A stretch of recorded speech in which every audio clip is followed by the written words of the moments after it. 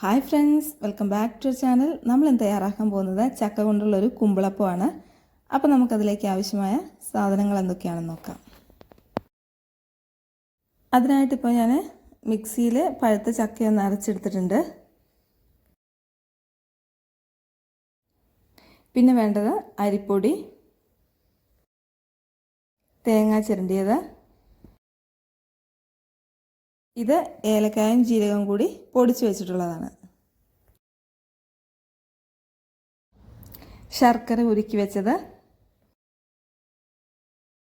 ഇത് നമുക്ക് അപ്പം ഉണ്ടാക്കാൻ ആവശ്യമായ വഴനയിലയാണ്. ഇതൊന്ന് കുമ്പിൾ കുത്തിയെടുക്കണം.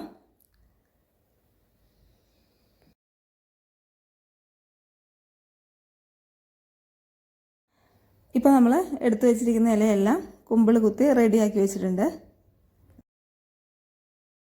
ഇനി നമുക്ക് അത് തയ്യാറാക്കുന്നത് എങ്ങനെയാണെന്ന് നോക്കാം. അതിനായിട്ട് ഞാനിപ്പോൾ ഇവിടെ ഒരു പാത്രം എടുത്തിട്ടുണ്ട്. അതിലേക്ക് അരിപ്പൊടി ഇട്ട് കൊടുക്കുകയാണ്. ഇനി നമ്മൾ അതിലേക്ക് ചക്ക അരച്ചത് ചേർത്ത് കൊടുക്കുകയാണ്.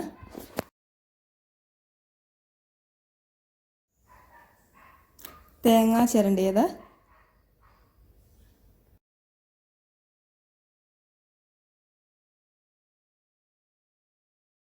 ഏലക്കായും ജീരകവും പൊടിച്ചത്, ശർക്കര ഉരുക്കി വെച്ചത്. ഇനി മധുരം ഒന്ന് ബാലൻസ് ചെയ്യാനായി നമ്മൾ ഒരു നുള്ളു ഉപ്പ് ചേർത്ത് കൊടുക്കുകയാണ്.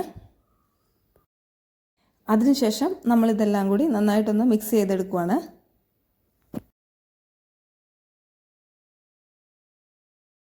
അതിനുശേഷം നമ്മളൊരു ഇഡ്ഡലി ചെമ്പെടുത്ത് കുറച്ച് വെള്ളം ഒഴിച്ച് അതൊന്ന് തിളപ്പിക്കാൻ വെക്കുകയാണ്.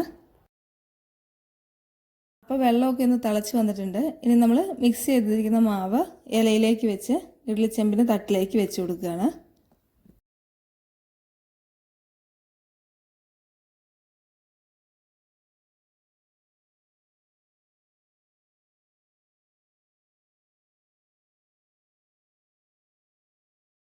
അങ്ങനെ നമ്മൾ എല്ലാ അപ്പവും ഇഡ്ഡലി ചെമ്പിൻ്റെ തട്ടിലേക്ക് എടുത്തു വെച്ചിട്ടുണ്ട്. ഇനി ഇതൊരു 20 മിനിറ്റ് അടച്ചു വെച്ച് വേവിക്കണം.